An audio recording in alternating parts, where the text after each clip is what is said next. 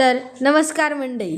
आपली आवडती मालिका म्हणजेच बाई तुझा आशीर्वाद ही मालिका आता वेगळ्याच वळणावर येऊन पोचलेली आहे.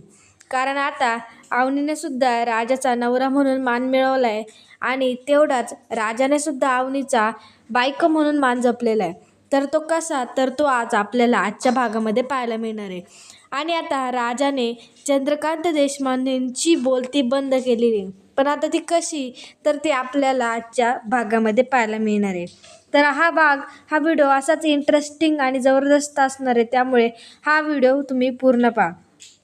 तर मग आता काय होतं, इकडे नवीन सिम कार्ड घेण्यासाठी धन्या आणि त्याची वहिनी म्हणजेच अवनी आलेली असते. आणि त्याचा आता वहिनीवर इतका विश्वास बसलेला असतो, त्याला असं वाटतं की त्याची वहिनी त्याला कधीच सोडून जाणार नाही आणि ती त्याच्यावर आईसारखं प्रेम करणार, असं आता त्याला तिथे वाटत असतं. पण आता मात्र तो बोलतो की म्हणजे आता त्यांनी सिम घेतलेला असतं, तर मग आता तो बोलतो की पहिला कॉल कोणाला करणार. मग आता धन्या कॉल करायला घेतो पहिला. तर आता धन्याने पहिला कॉल हा त्याच्या आईला लावलेला असतो आणि आता तो आईसोबत बोलत असतो, तिला सांगत असतो की आपल्याला आपल्या घराला बाईचा आशीर्वाद लाभला आणि वहिनीसुद्धा खूप छान मिळाली, एकदम अशी आईप्रमाणेच, आणि तुझ्यासारखीच माझी काळजी घेते, असं तसं बोलतो. आणि इकडे अवनीच्या मनात विचार चाललेला असतो की कारण धान्या एकदम असं इमोशनल होऊन बोलत असतो आणि तो त्याच्या मनातलं सगळं बोलून टाकत असतो. त्यामुळे आता अवनीला सुद्धा वाईट वाटतं, कारण अवनी आता त्याला म्हणजे मनातल्या मनात बोलते की हा किती इमोशनल झाला आहे आणि हा मला म्हणजे ह्याने मला मनापासून पूर्णपणे वहिनी मानलेलं आहे आणि हा माझ्यासोबत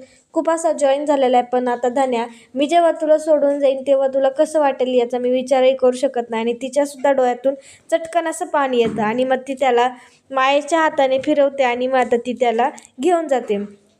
त्यानंतर मग आता इकडे राजा यशोदाच्या साईटवर आलेला असतो, म्हणजे यशोदा तिथे गवंडी काम करत असतो, त्यामुळे तो तिथे आलेला असतो. तर मग तो यशोदाला बोलवतो आणि मग यशोदा बोलतो की काय काम आहे. तर मग राजा त्याला बोलतो की माझं एक काम आहे, ते अवनी मॅडमला वाटतं की तू एक मोठा कॉन्ट्रॅक्टर आहे म्हणून, तर मग तू घरातून येताना आहे ना छान कपडे घालून येत जा. तर मग आता तो बोलतो की त्यांना कोणी सांगितलं. तर मग राजा बोलतो की माहिती नाही, पण त्यांना असं वाटतं की तू मोठा कॉन्ट्रॅक्टर आहे आणि तू अचानक ते असे कपडे घालून निघाला. तर मग त्यांना प्रश्न पडला असं, तर राजा तिथे बोललेला असतो.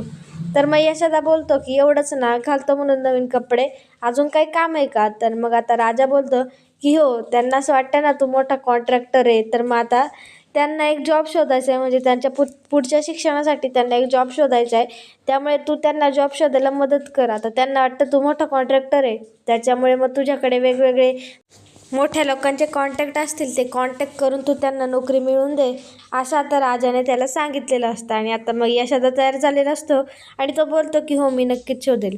आणि त्यानंतर मग आता इकडे अवनीने तिच्या वहिनीला कॉल केलेला असतो आणि आता ती तिच्या वहिनीला विचारपूस करते. तिला विचारते की घरातले सगळे बरे वगैरे आहेत नाही, सगळं आता ती तिला विचारत असते. तर मग तिची वहिनीसुद्धा उत्तर देत असते आणि तिचीसुद्धा विचारपूस करत असते. तर मग आता अवनी मुद्द्याचं बोलते आणि ती बोलते की वहिनी, माझे तिथेच डॉक्युमेंट विसरलेत आणि माझे सगळे डॉक्युमेंट त्यातच आहे, तर मला माझी फाईल मिळेल का, असं ती बोलते. तर मग तिची वहिनी बोलते की हो मिळेल. पण आता तिकडे महेश तिच्या मागे आलेला असतो आणि महेशाला कळतं की ही नक्की अवनीचा कॉल असेल आणि तिच्याबरोबर बोलत असते, त्यामुळे महेश तिला बोलतो की स्पीकरवर फोन टाक. आणि आता महेश तिच्यासोबत बोलतो. महेश तिला बोलतो की काय पाहिजे, कशाला फोन केला. तर मग आता अवनी बोलते की मला माझे डॉक्युमेंट्स पाहिजेत म्हणून. तर मग आता हा महेश बोलतो की तुला इथे काही नाही मिळणार आणि फोन कट करून सोडून देतो. त्यानंतर मग आता अवनी रडायलाच लागते आणि तेवढ्यात आता तिथे राजा आलेला असतो. राजाला कळत नाही यांना अचानक काय झालं आणि हे अचानक एवढ्या मोठ्याने का रडत आहेत. तर मग तो त्यांना बोलतो, अहो तुम्ही रडताय काय झालं, आणि एवढ्या मोठ्याने रडू नका, नाही तर घरच्यांनाच वाटेल मी तुम्हाला काहीतरी केलं आणि त्याच्यामुळे ते मलाच मारतील. तर मग आता चिडून बोलते की काय मग मी काय रडायचंच नाही का, मी खूप असा मूर्खपणा केला, असं तर बोलत असतो. आणि राजा तिला बोलत असतो की नका रडू. तेवढ्यात आता तिथे यशोदा आलेला असतो आणि यशोदाला पण असं वाटतं की राजानेच काहीतरी केलं, त्यामुळे तो राजालाच जाब विचारतो. पण राजा सांगतो की मी काही नाही केलं म्हणून. तरी यशोदाचा काही विश्वास बसत नाही. यशोदा त्याला विचारत असतो, मग त्या इतक्या मोठ्या मोठ्याने रडत आहेत का. कारण आता जेव्हा यशोदा बोलत असतो तेव्हा अवनीला अजून जोर येतो आणि अवनी अजून रडत असते. मग आता येतो धन्या. तर धन्या पण विचारतो, राजा तू काय केलं वहिनीला, तू वहिनी का रडतात आणि मी काय वय बी बघणार नाही वहिनीसाठी, मी काही करू शकतो असं तो आता बोललेला आहे. तर मग आता हा बोलतो की अहो मी काहीच नाही केलं, अहो मॅडम तुम्ही बोला ना मी काही नाही केलं, नाही तर मला हे सगळे मारतील असं आता राजाने बोललेलं आहे. पण तरीसुद्धा अवनीने काहीच एक शब्द काढलेला नसतो.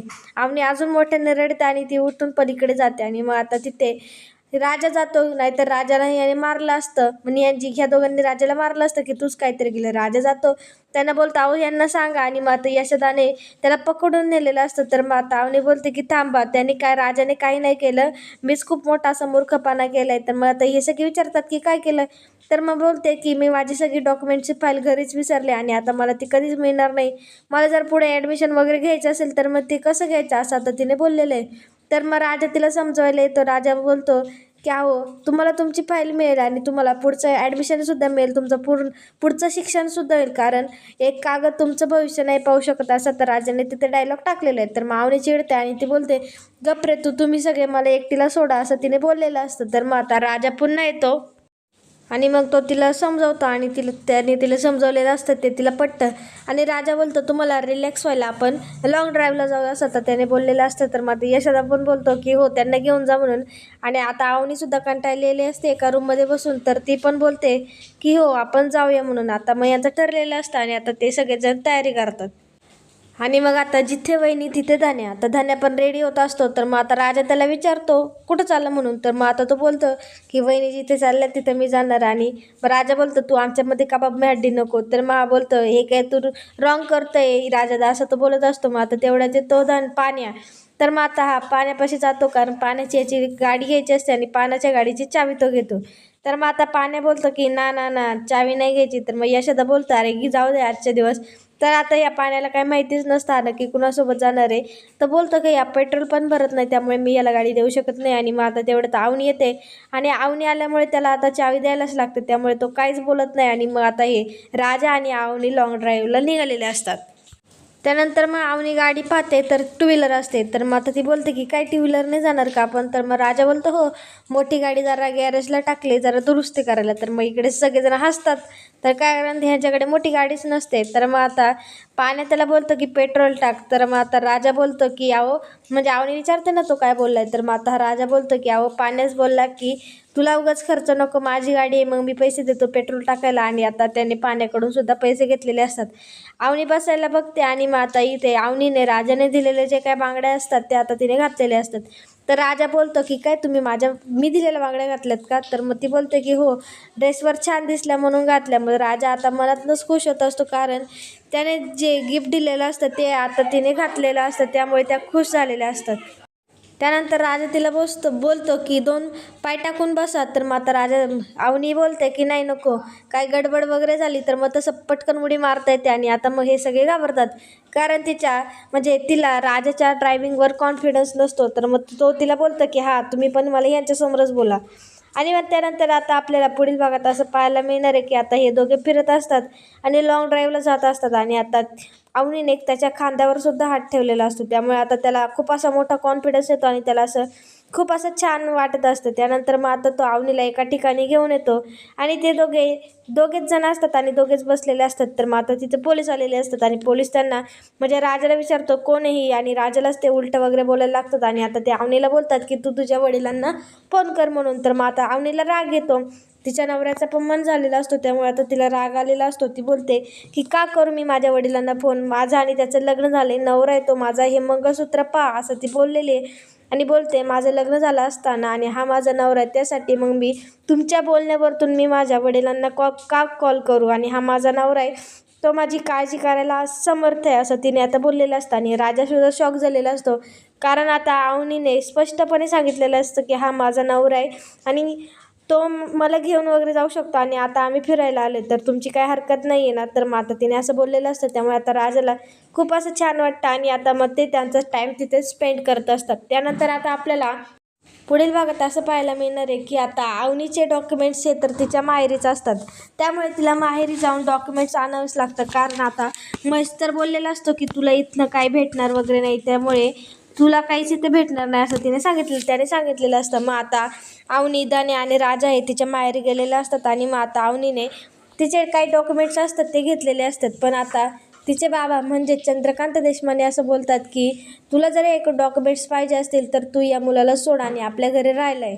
तर मात्र आता अवनी तयार नसते, कारण तिला तिची स्वप्न पूर्ण करायची असतात आणि ती जर का पुन्हा त्या घरात गेली तर तिचं 100% विमानशी पुन्हा लग्न होणार असा तिचा समज असतो आणि आता ते खरंच असतं.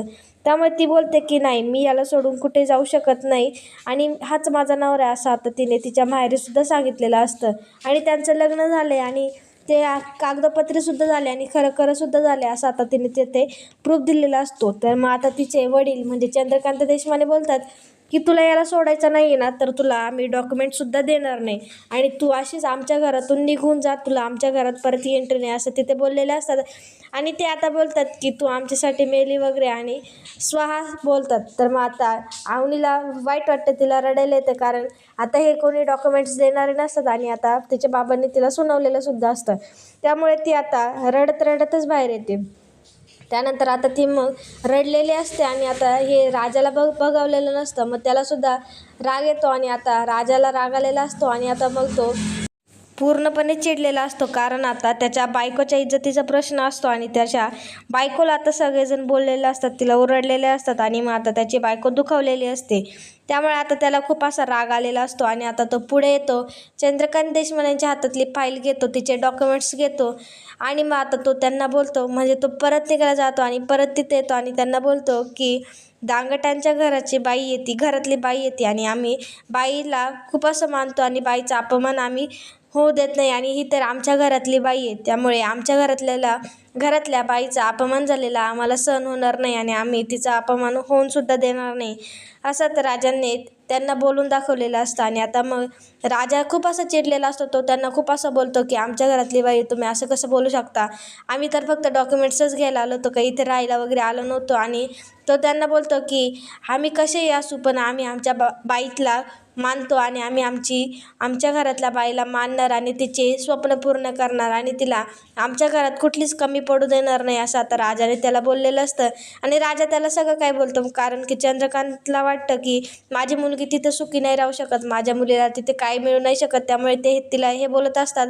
पण आता राजाने पूर्ण त्याला सुनावलेलं असतं की तुमची मुलगी कशी असतो, म्हणजे तुमची मुलगी आहे जशी आहे तशी आमच्या घरात आहे, पण आम्ही कसे असू पण तिचे प्रत्येक स्वप्न आम्ही पूर्ण करू, तुमची काहीच मदत वगैरे घेणार नाही आणि तुम्ही जशी आम्हाला नावं ठेवतात तशी आम्हाला ठेवता येणार नाही आणि जे काही बाईसाठी करता येणार ना ते आम्ही सगळं करणार आणि आम्हालासुद्धा तुमच्यासारखं स्वाहा स्वाहा स्वाहा करता येतं, पण म्हणजे तो बोलतो की पण आम्ही तसं काही करू शकत नाही आणि आम्ही काय तुमच्यासारखे झालेलो नाही, एवढा नीचपणा आम्ही कधीच करणार नाही. आम्ही आमच्या बाईचे पूर्ण म्हणजे आम्ही आमच्या घरातल्या बाईचे सगळे स्वप्न पूर्ण करणार आणि तिला तेवढाच मान सन्मानसुद्धा देणार. आता एवढं असं बोलून त्याने चंद्रकांत देशमानेंचीच बोलती बंद केलेली असते आणि तो आता अवनीच्या डॉक्युमेंटची फाईलसुद्धा आता त्याने घेतलेली असते. त्यामुळे आता चंद्रकांत देशमानेंना ह्याला नक्की काय बोलावं काही सुचलेलं नसतं, कारण आता पूर्णपणे राजा हा रागात असतो आणि जे काय बोललेला असतो तो पॉईंटमध्ये बोललेला असतो. आणि आता मुलगी म्हणजे चंद्रकांत देशमानेचीच असते, त्यामुळे आता तिचा पूर्णपणे नीट सांभाळ होणार असतो आणि पूर्णपणे आता तिची सगळी स्वप्न पूर्ण होणार असतात. त्यामुळे आता चंद्रकांतलासुद्धा असं मनातून छान वाटलेलं असतं, पण आता तो नक्की काय करतो आहे, त्याचा पुढचा प्लॅन काय असणार आहे, कारण त्याला कोणत्याही परिस्थितीत अवनीला त्याच्या घरी आणायचं असतं. त्यामुळे आता त्याचा पुढचा प्लॅन नक्की काय असेल आणि महेश आता मध्येच काहीतरी घोळ घालेल का आणि आता अवनीला ते दोघेजण त्यांच्या घरी परत घेऊन येईल का, हा प्रश्न आता आपल्यासमोर सगळ्यांच्या उपस्थित झालेला आहे. पण मात्र आता राजा तर हे काही होऊन देणार नाही आणि राजा आता अवनीची प्रत्येक स्वप्न कशी पूर्ण करतोय हे आता आपल्याला पाहायला मिळणार आहे. त्यामुळे पुढचा व्हिडिओ असाच इंटरेस्टिंग असणार आहे, त्यामुळे पुढचा व्हिडिओ पाहायला विसरू नका आणि हा व्हिडिओ जर आवडला असेल तर लाईक कमेंट शेअर करायला विसरू नका. धन्यवाद.